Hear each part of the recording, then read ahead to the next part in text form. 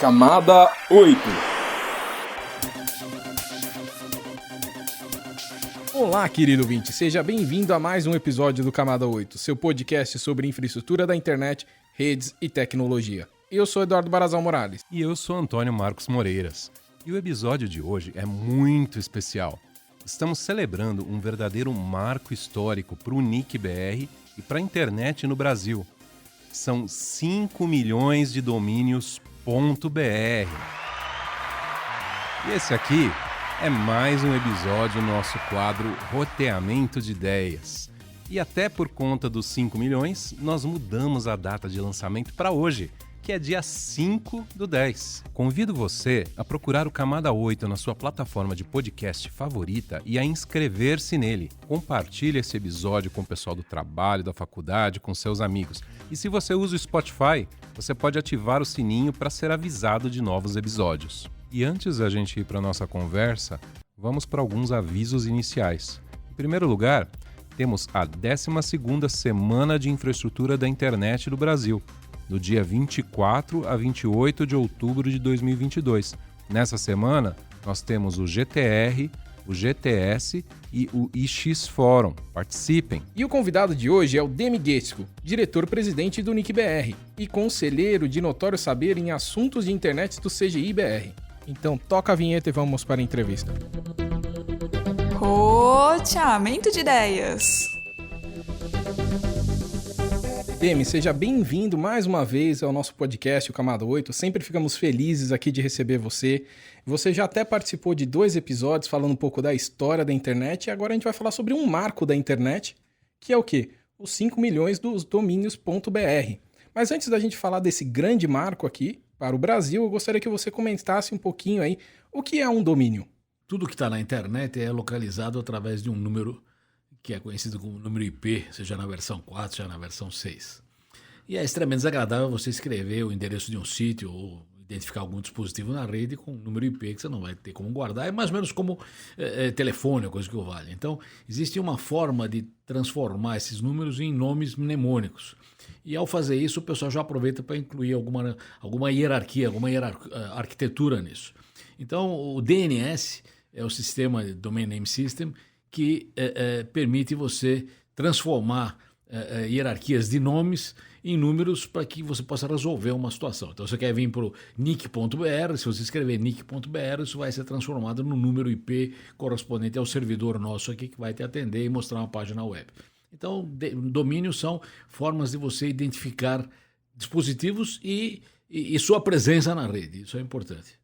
Você consegue contar um pouco mais para a gente sobre como funciona esse sistema de nomes de domínios? Ele é centralizado, descentralizado, sei lá. Veja lá, isso funciona mais ou menos assim. Imagine que você liga um computador do nada no meio do mato e nunca fez nenhum tipo de acesso e você quer chegar em www.nick.br. Né? Como é que você fará isso? Bom, ele não tem a menor ideia qual é o lugar em que esse domínio será transformado no número IP. Se você der para ele o número IP, ele sabe ir, mas com o nome de domínio ele não sabe. Então ele vai ter que consultar os chamados servidores raiz. Os servidores raiz são 13, com repetições em diversos lugares do mundo. E esses servidores raiz, eles conhecem os domínios de nível mais alto. Então, os domínios de nível mais alto são com, net, org e companhia, e os de país. BR é um deles. Então, BR, IT da Itália, CH é do Chile, e assim por CL é do Chile, CH é da Confederação Helvética, da Suíça. Então, CH é da Suíça, CL é do Chile, assim por diante. Então, esses domínios de nível mais alto estão guardados nesse servidor raiz. Então, você consulta o servidor raiz, porque você nasce sabendo onde está o servidor raiz, e o servidor raiz vai dizer, olha, eu não tenho ideia se existe NIC-BR, mas eu conheço o BR. Você quer saber o que tem debaixo do BR, vai consultar o servidor do BR, que está num certo lugar, que é, por sinal, aqui. Então, você é orientado para cá, você consulta o servidor do BR, descobre que, de fato, existe NIC-BR, e que, de fato, em NIC-BR existe www.nick.br, isso é transformado num número, e você consegue chegar, então, onde você queria.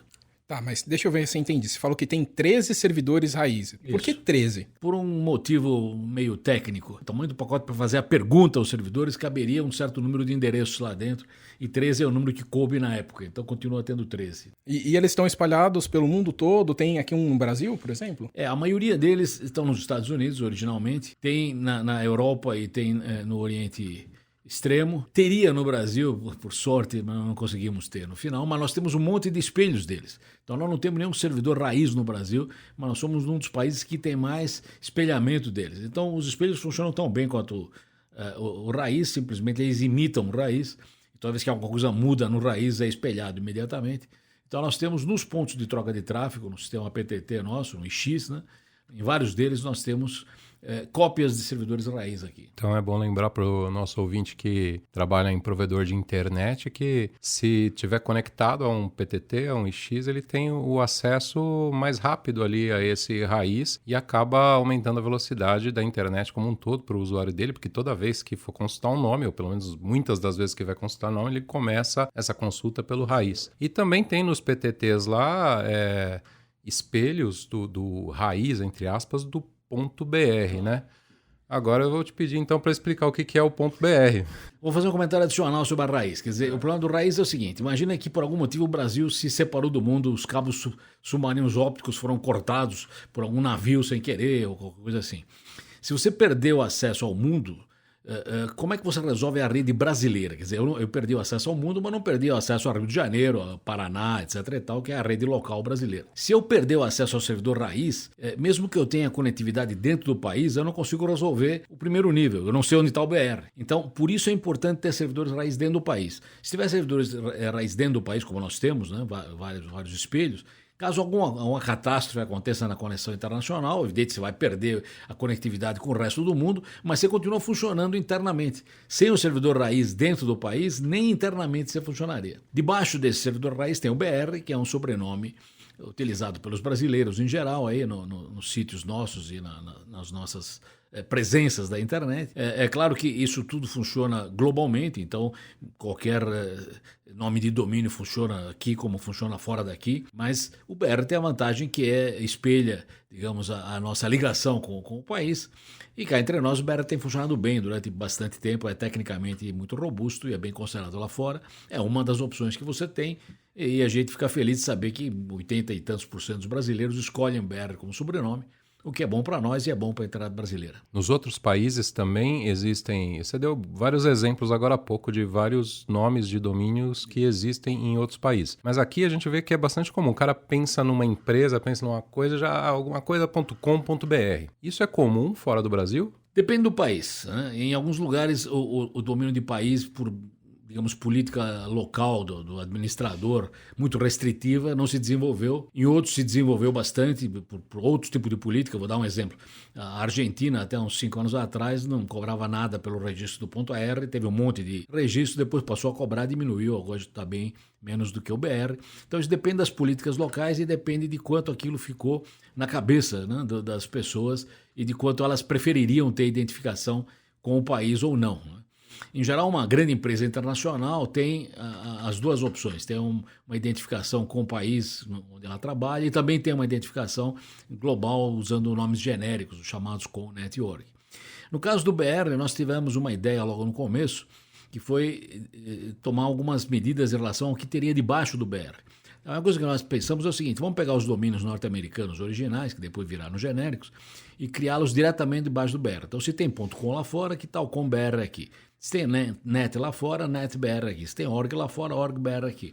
Com isso, o BR ficou mais ou menos natural, como sufixo a um nome específico. Então, isso aliado ao fato que, sem falsa modéstia, o BR sempre trabalhou muito bem, o time técnico do Registro Brasileiro é espetacular, acho que a gente teve uma boa penetração no Brasil com o .br. Esse sobrenome que você falou veio então de lá de fora, do .com, né? De .commercial, né? Veio dessa história de... O com.br foi uma forma de popularizar o com, a ideia do com dentro do BR. Porque, se vocês lembram, no começo da internet, vocês diziam, não, a geração.com, não sei o que.com, quer dizer, .com ficou mais ou menos sinônimo de internet. Mas no Brasil nós queremos .com.br. Então nós adicionamos ao BR em sufixos que já eram populares lá fora, com .net.org. E com isso a gente ganhou, digamos, um certo impulso. Lá no comecinho, só as universidades é que ficaram de fora direto no BR. A gente tem a USP-BR, o Nesp-BR.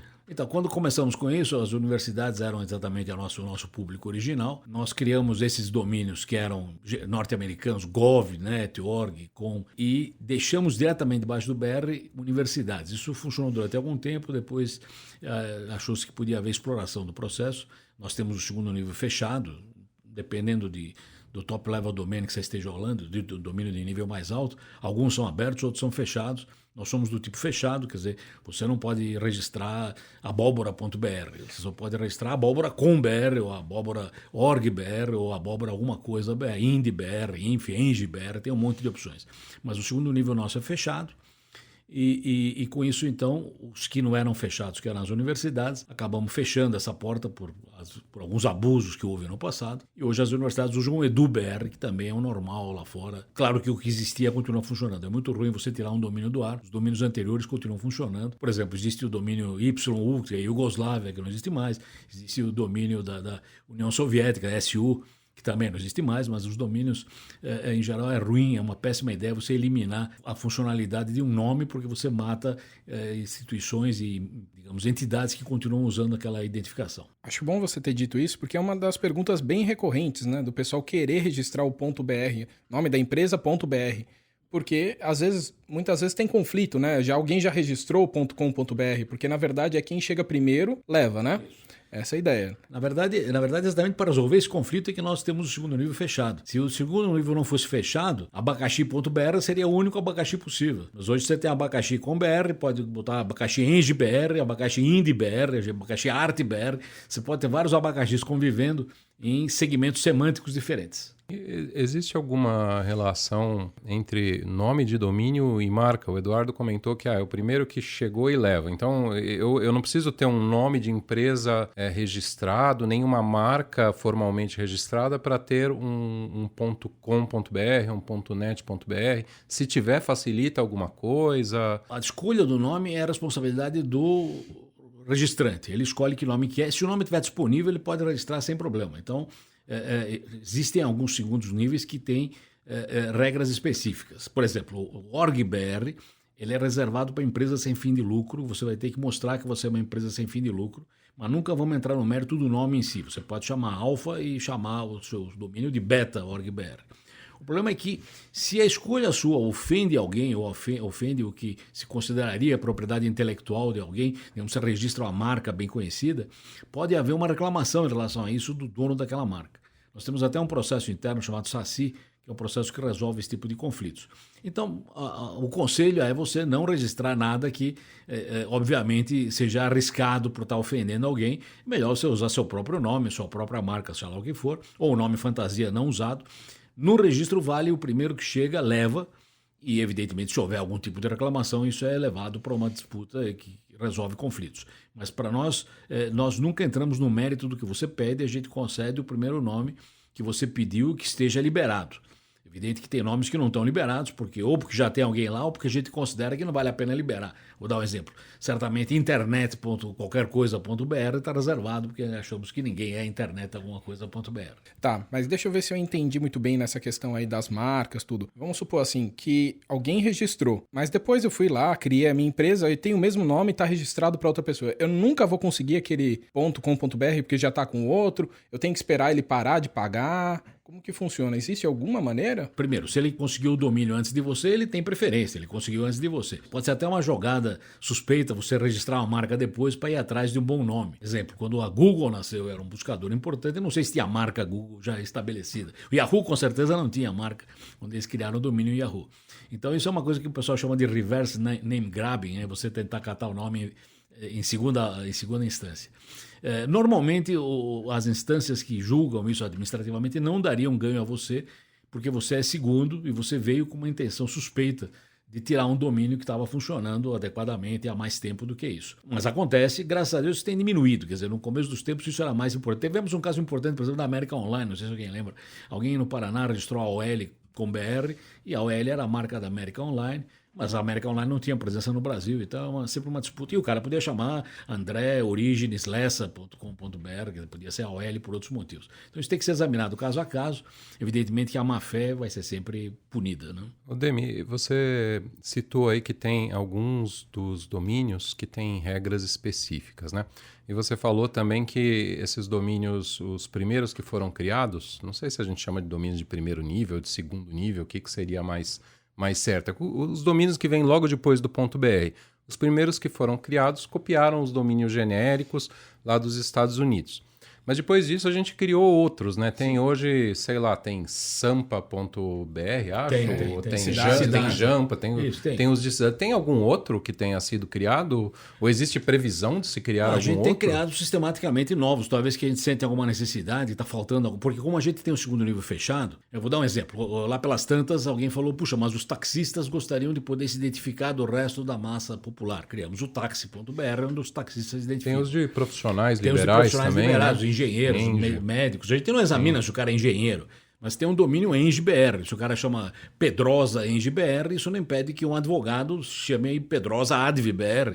Então, você manter o segundo nível fechado aumenta a possibilidade de homonimia, na minha opinião, positivamente. Quer dizer, você pode conviver com o homônimo desde que a semântica seja outra. Então, essa era a ideia do segundo nível. A gente vai criando os segundos níveis à medida do que, digamos, a gente sente de necessidade vindo da comunidade. Né? Você falou de níveis fechados. Quando nós criamos, por exemplo, o JusBR, foi criado especificamente por pessoal do judiciário. Então não dá para abrir o JusBR para qualquer um registrar embaixo. Então nós temos alguns domínios cuja regra é a seguinte: para você entrar por essa porta, você tem que ser aprovado pelo porteiro específico. A CNJ é o porteiro do JusBR.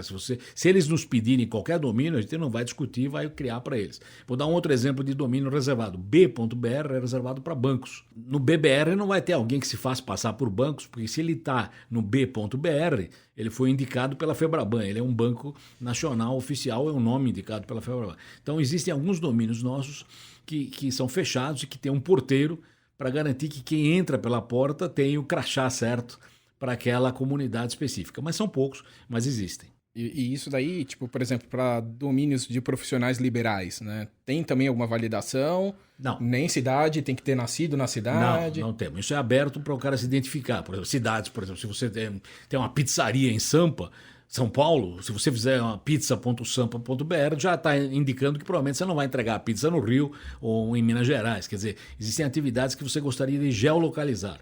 Então essa era a ideia dos domínios de cidade, que podem também ter, digamos, conteúdos turísticos ou do que for, históricos. Né? Então isso a gente não entra no mérito. E os profissionais liberais também não têm porteiro.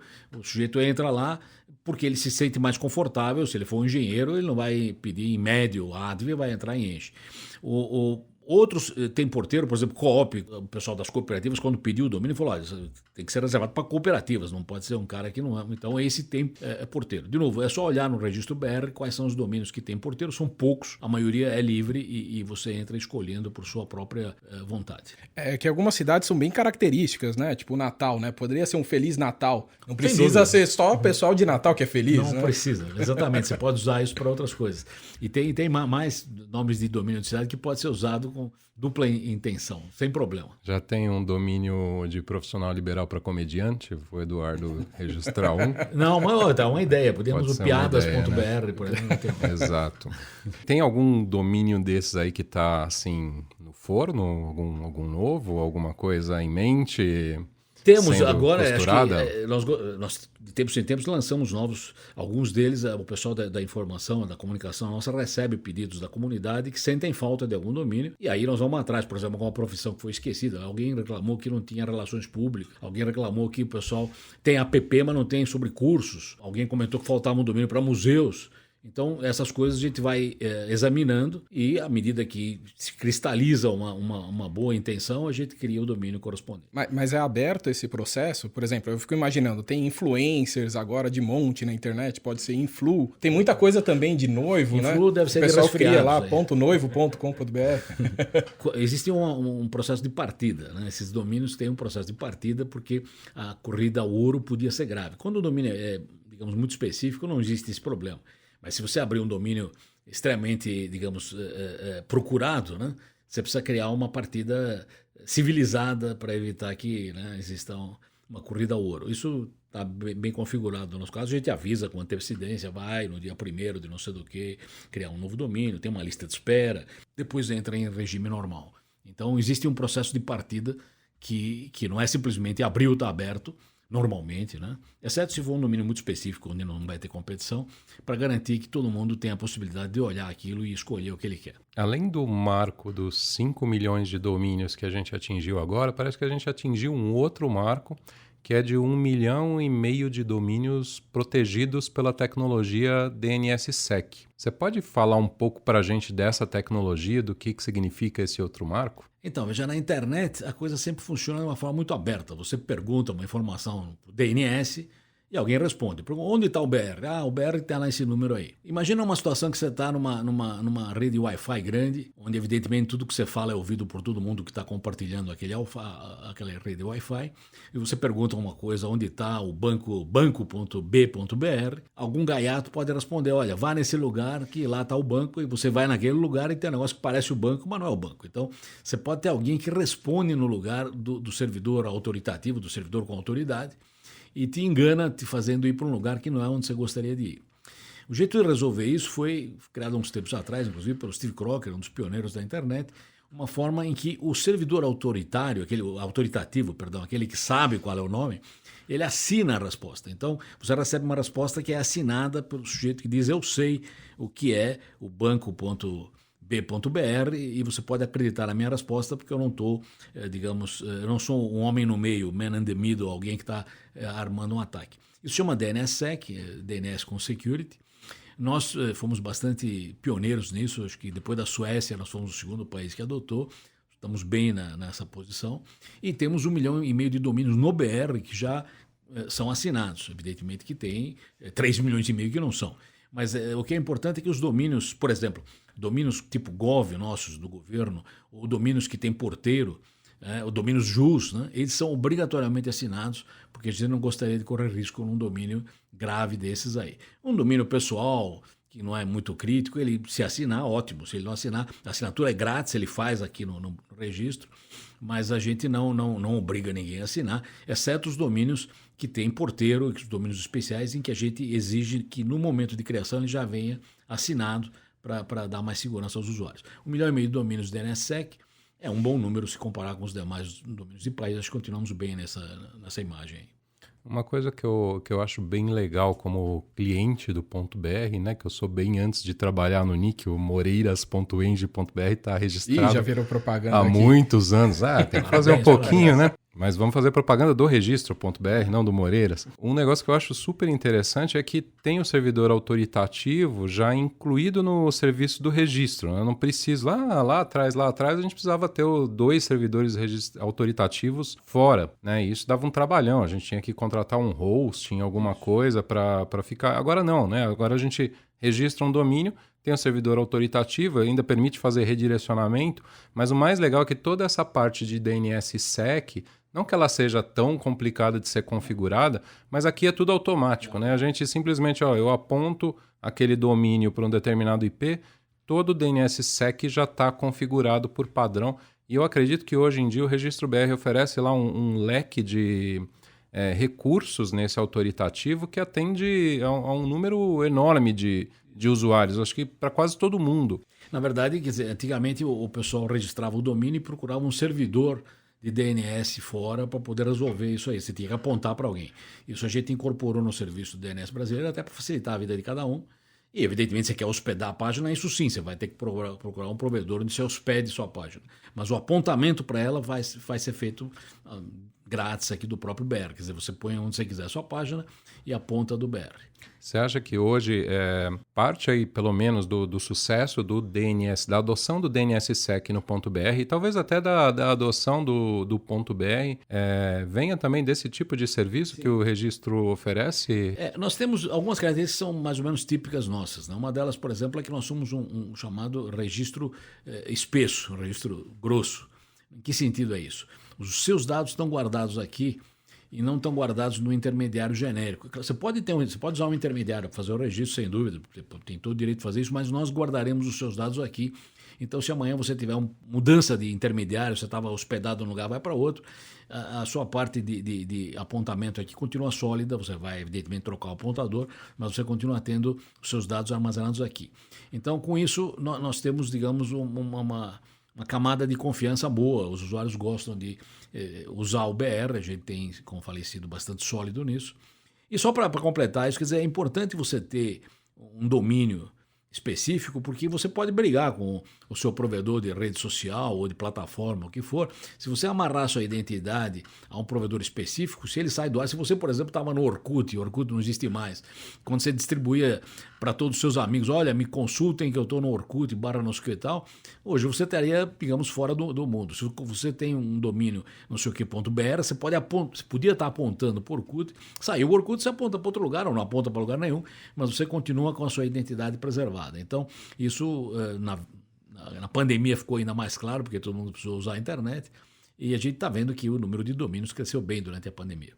Demi, eu vou polemizar um pouquinho aqui. Eu me lembrei agora de um caso que aconteceu um tempo atrás, que foi uma dessas grandes redes sociais, teve um problemão, né? Ficou muitas e muitas e muitas horas fora, com vários serviços fora, e depois voltou e tudo mais, mas aí nos dias seguintes eu só ouvia dizer, né?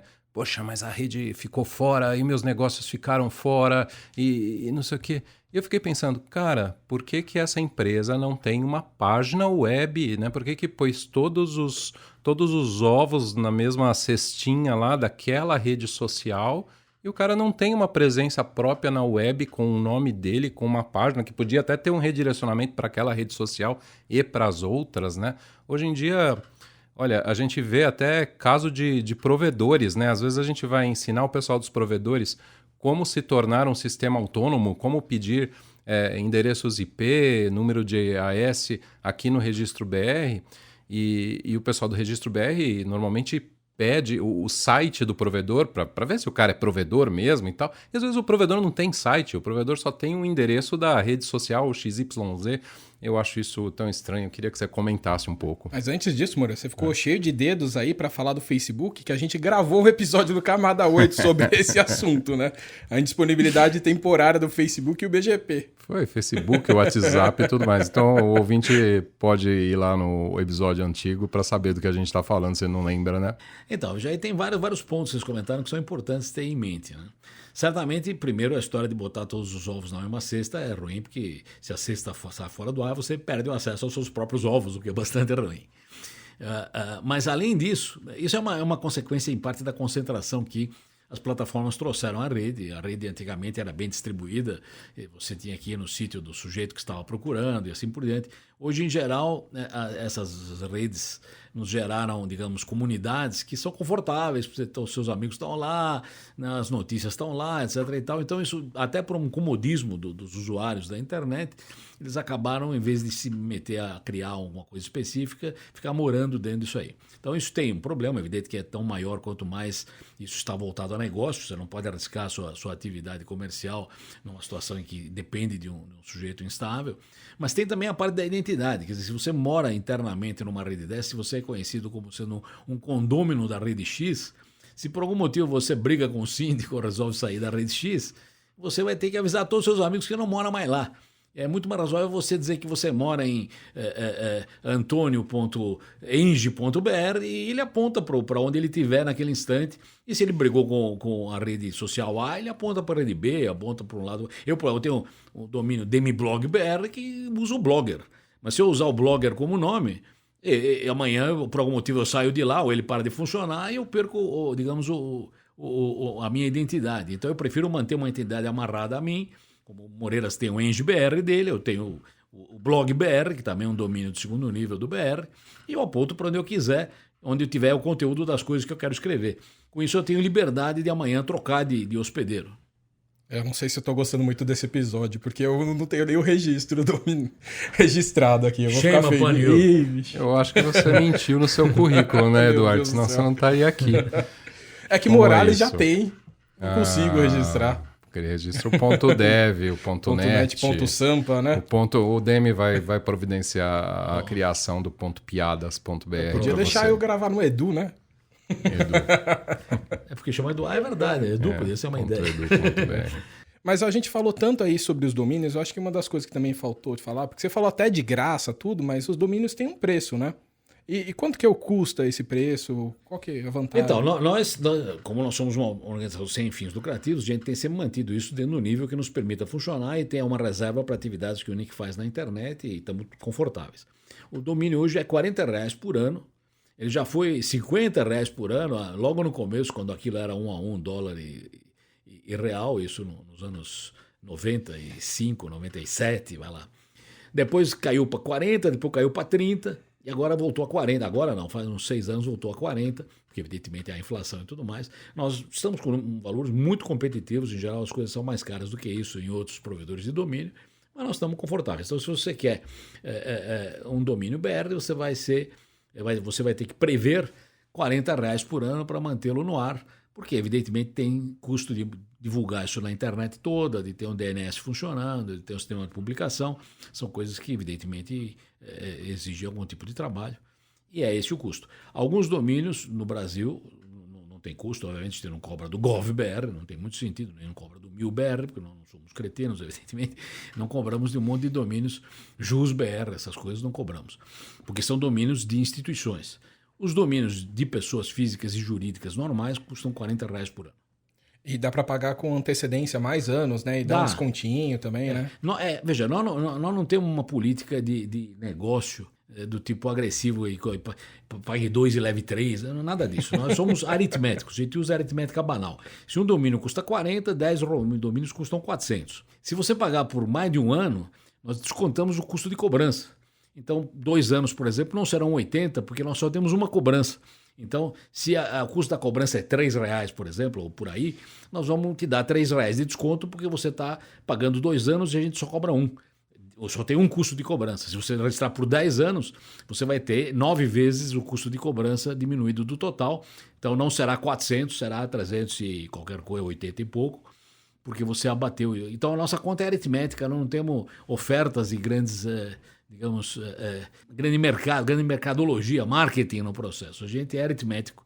Se você quer 10 domínios, é 10 vezes um domínio. Mas hoje eu vou dizer que eu uso bastante essa política de desconto, porque por várias vezes o meu domínio já foi congelado e até chegou a ser cancelado por falta de pagamento. Depois eu consegui recuperar. Não foi o EngBR, foi o ComBR, mas eu consegui recuperar.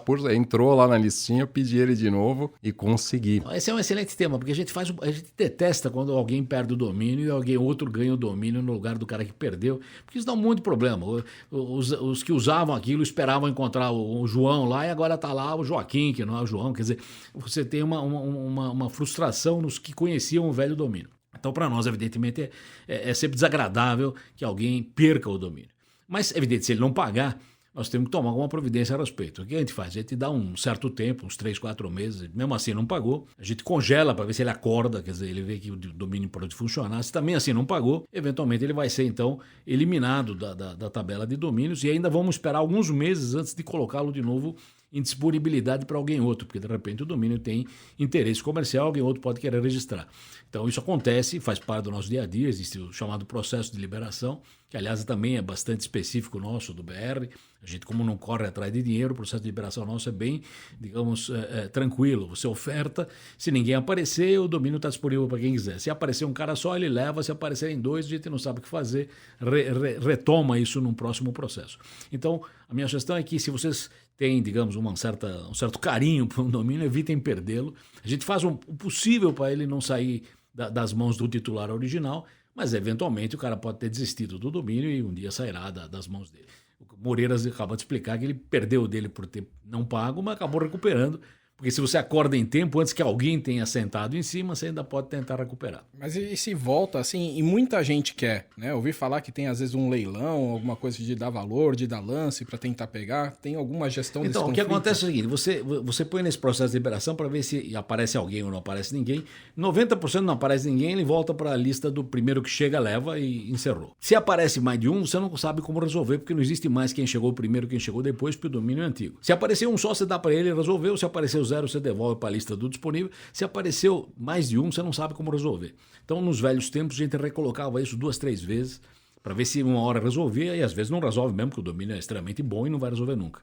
Se ele não resolve nunca, a gente tem um processo que é um processo competitivo, em que os interessados pelo domínio vão dando algum tipo de lances para ver quem vai ficar com aquilo, porque às vezes é um domínio valioso, é importante que ele volte ao mercado, e eu não sei decidir entre 2 ou 3 ou 4 competidores, eles próprios decidem entre si num processo competitivo e aí o domínio vai por um certo valor, dependendo da qualidade dele. Tivemos domínios já que tiveram bons valores, aí, alguns milhares de reais. Aí.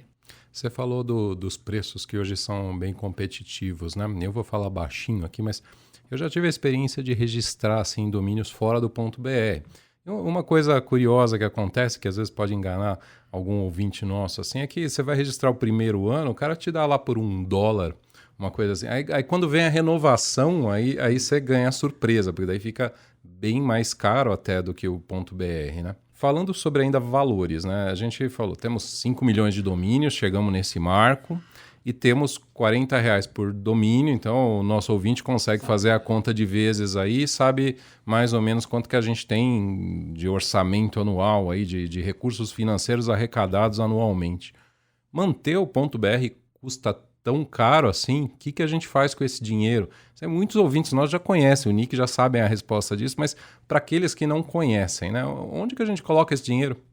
Em camada 8, a gente fica fazendo esses vídeos aí, esses vídeos da camada 8. Não, camada 8 não custa tão caro assim, não. Você tem os pontos de troca de tráfego, tá tem indo o para CERT, você, Moreira. que cuida para da mim não tá indo.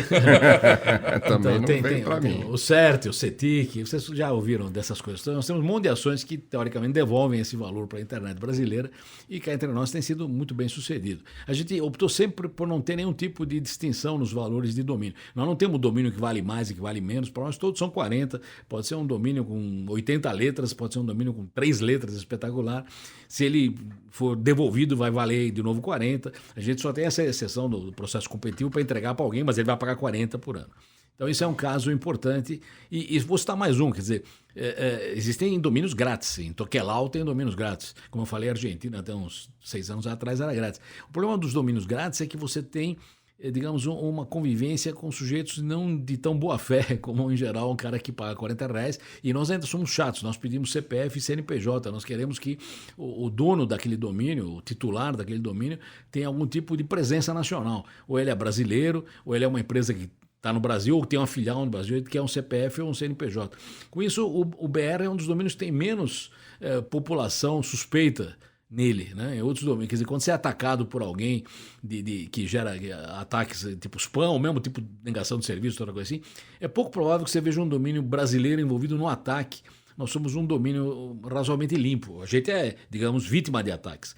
Mas poucos ataques nascem de alguém que tem sobrenome BR, porque quem tem sobrenome BR já entregou o CPF, o CNPJ, ele é bem conhecido, então ele está um pouco exposto no processo e ele não vai arriscar fazer bobagem. Você falou assim do Brasil ser muito limpo, tudo, de outros países também terem alguma identificação, mas tem os genéricos também. Tem. Né? E eu gostaria de saber um pouquinho desses genéricos. Você vê ele como uma competição? Como que você vê isso para o futuro da internet, os genéricos? Então, os genéricos eles têm um comportamento diferente. Para começar, os genéricos são regulados pelo ICANN.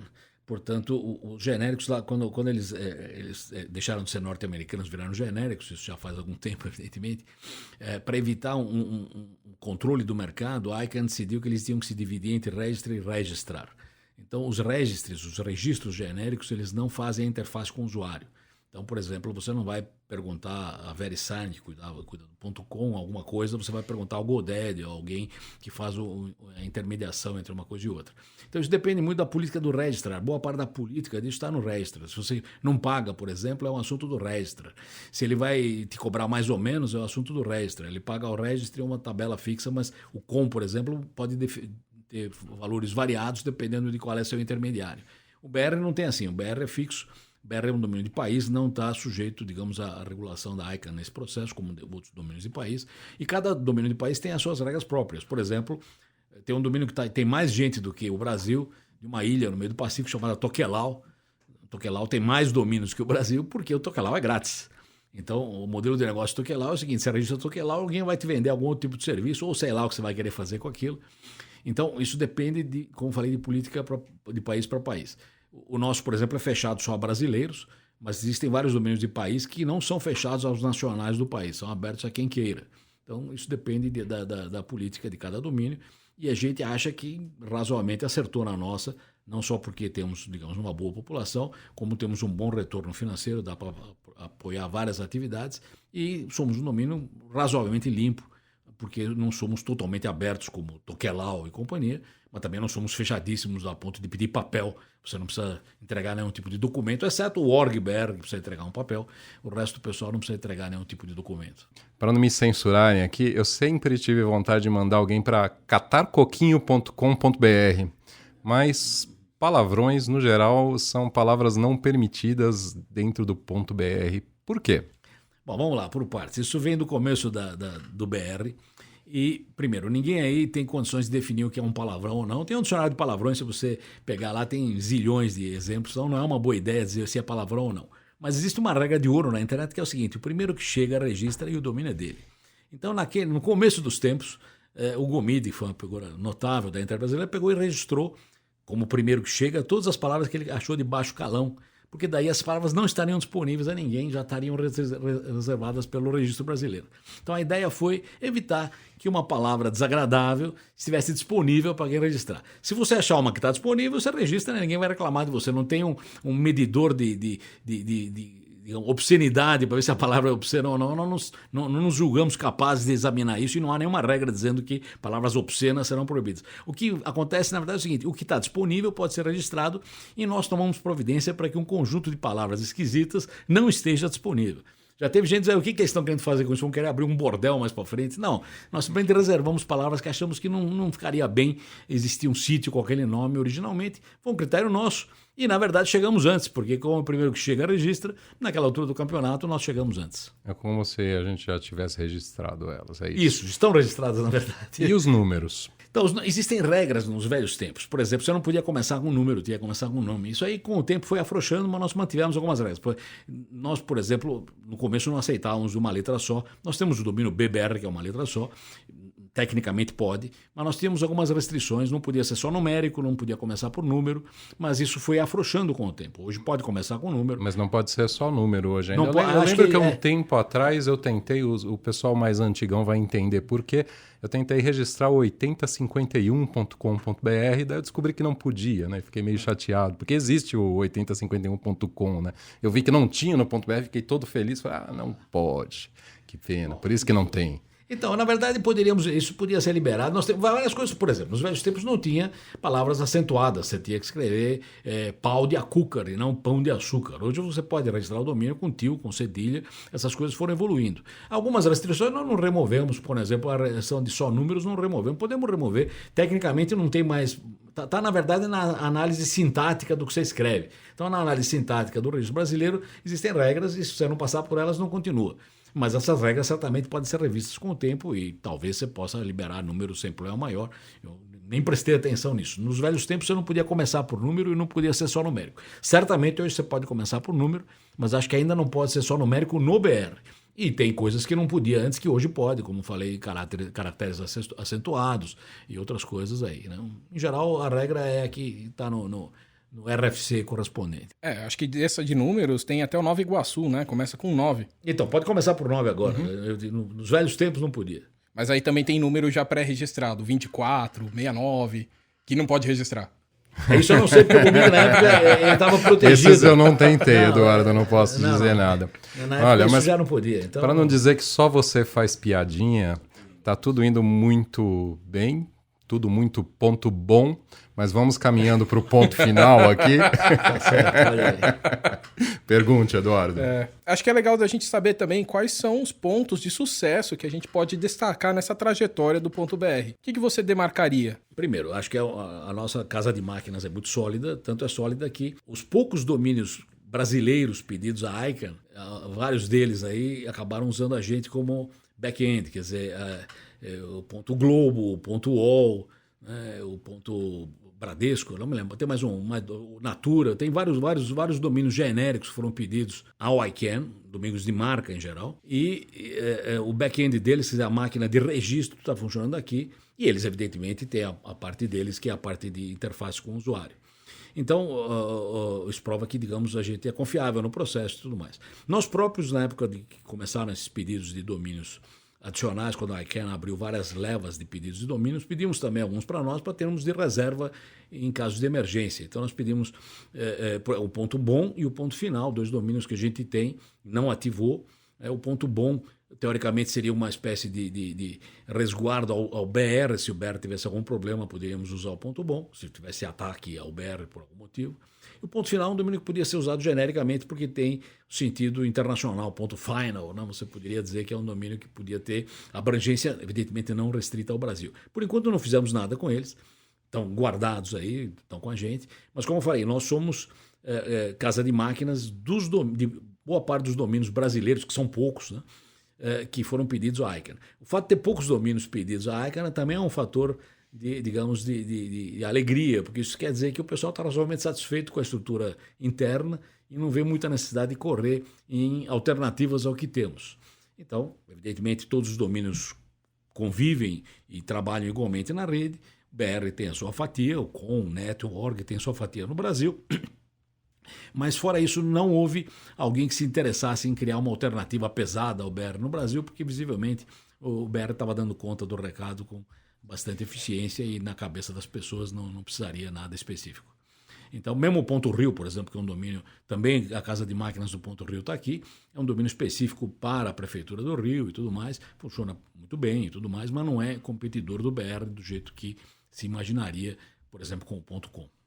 Tanto que tem bastante ponto Rio, ponto BR, né? Eu vi aqui. Sim, nós temos o Rio BR também. Sim, se fosse competidor direto, sim, né? Sim. Teríamos do outro. Mas acho que também tem alguns marcos do ponto BR, né? Eu lembro que falou-se muito do Eco 92, né? Que surgiu ponto Eco, ponto BR. Eu tenho alguma coisa assim nessa história? Tem. Como eu falei, os segundos níveis são criados conforme conveniências e, evidentemente, necessidades. No caso do Eco, nós aproveitamos os 20 anos da Eco 92. A Eco 92 é considerado um marco por vários motivos. Um deles é que a Eco 92 precisou de TCP/IP e, na época, nós já tínhamos TCP/IP desde 91, desde fevereiro de 91.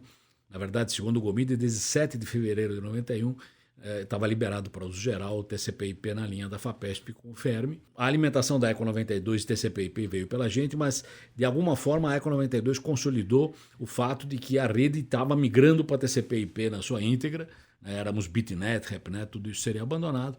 Então esse é um ponto importante. Nos 20 anos da Eco 92, criamos o domínio EcoBR, que tem lá a sua participação também, segue por aí. Então tem que aproveitar, evidentemente, marcos importantes e criar alguma coisa que atenda a essa necessidade de mercado da hora. A gente quer saber se o nosso emprego está seguro aqui, não pelas piadinhas, mas mais no sentido de, tem alguma tecnologia que você vislumbra a curto prazo que possa substituir os nomes de domínio? Ou hoje isso é algo que tende a continuar funcionando na internet? O pessoal fala muito de blockchain, de coisa, a gente fica imaginando se pode ter uma tecnologia que seja diferente aí, que não precise de uma entidade registradora. Claro que podem aparecer alternativas aí, ninguém nega isso aí. Agora, eu acredito que nós estamos bastante sólidos nisso e nós resistimos à onda das plataformas, que já foi um ataque aos domínios específicos. Quando você tem uma pequena empresa, uma microempresa de quintal, em geral você podia morar numa rede social e se virar por lá. E isso se mostrou uma má ideia. Quer dizer, por R$40 a mais por ano você tem uma identidade sólida que você pode apontar para onde você quer. Então, hoje, boa parte dos serviços de internet dependem de uma identificação numérica, além dos sítios normais.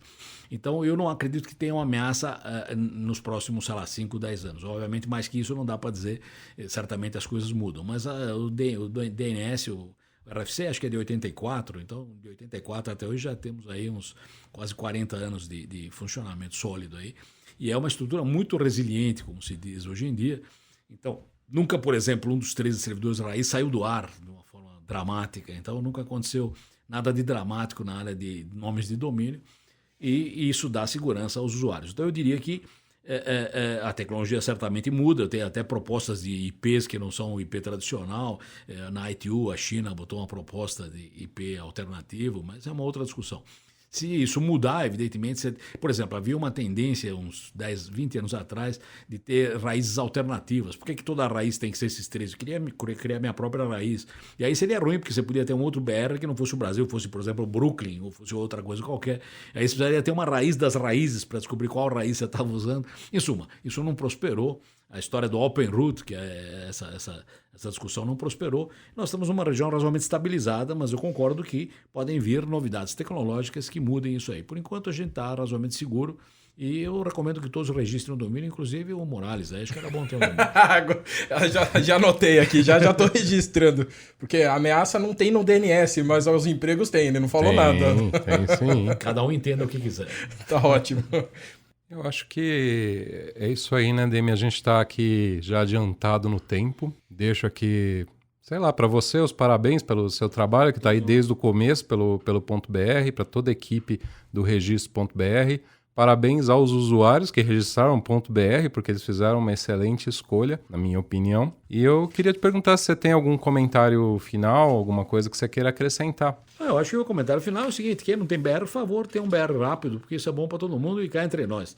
Volta ao Brasil, quer dizer, nós temos excelentes serviços, como deve ter sido visto em vários episódios do Camada 8 e tudo mais, o próprio Camada 8, que são serviços que a gente só consegue fazer porque a gente tem um superávit da receita do BR em relação aos servidores BR e ao serviço BR. O nosso serviço BR é um serviço sofisticado, tem servidor nos Estados Unidos, tem servidor na Coreia, tem servidor na Europa. Quer dizer, o BR não é um negócio que é uma máquina aqui atrás da parede.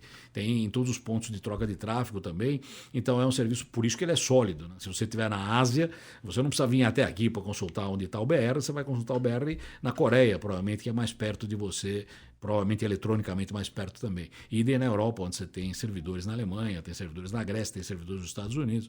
Em suma, e isso também é uma coisa que reflete, digamos, a velha ideia da internet cooperativa. Nós temos um servidor na Alemanha, a Alemanha tem um servidor aqui. Nem nós pagamos a eles, nem eles pagam a nós. Quer dizer, se você pegar um domínio que termina em DE, provavelmente aqui atrás da parede alguém vai resolver esse nome para você, sem que você tenha aqui até a Alemanha, porque o servidor DE também está no Brasil. Então, esse é o espírito original da internet, de colaboração. Os países se ajudam, nós temos servidores secundários para praticamente toda a América Latina e eles têm também servidores secundários nossos. Quer dizer, a gente contribui para que a solução de nomes dos vizinhos e dos colegas de country code top level domain seja a mais barata e eficiente possível. Então, esse é um espírito da internet que é preservado e eu, pessoalmente, acho que é muito importante preservar essas ideias originais, que é mais ou menos o decálogo do CGI e outras coisas, são as ideias originais da internet que nos deram algo muito saudável. Então é isso daí. Muito obrigado, Demi. Todo mundo registrando os .br, inclusive o Eduardo Barazal. Especialmente. Já está anotado aqui. E vamos para os nossos últimos avisos. Lembrando a todos da Semana de Infraestrutura. Não deixe de se inscrever, que vai acontecer no final deste mês. Teremos também a nossa última live do ano, a live intra-rede, evolução das redes, novas pesquisas e protocolos, que vai acontecer no dia 16 de novembro de 2022, às 10 horas, no horário de Brasília. E por fim, também teremos a nossa última turma do curso Backup, a turma 23, que vai ser do dia 7 a 11 de novembro de 2022. Para ficar por dentro da nossa agenda completa de cursos e eventos, acesse septrobr/cursos-eventos. Sugestão de temas, dúvidas, elogios e críticas consultivas, mande para cursoseptro@nic.br. Então estão esperando aí os seus comentários. Se você quiser, pode também colocar na caixa de perguntas, logo abaixo da descrição do episódio, no Spotify. E ainda para os nossos ouvintes que nos seguem no Spotify, É importante lembrar de ativar o sininho e assim receber as notificações de todos os novos episódios. E eu quero convidar a todos para que se inscrevam em nossas redes sociais, para não perder nenhum conteúdo importante. Vocês nos encontram no Twitter como @comuniquebr, no Facebook, LinkedIn, Instagram, Telegram, nós somos @nickbr e no YouTube é só procurar por NickBR Vídeos. Esperamos que você tenha gostado do episódio e qualquer problema é culpa da Camada 8. Até mais! Tchau, tchau, pessoal! Então, é isso aí, pessoal. Essa, a Camada 8, é mais uma das iniciativas que só podem ser feitas, proporcionadas, porque nós temos o registro de domínios do BR. Então, não esqueça de registrar o seu para dar sobrevida às coisas que fazemos.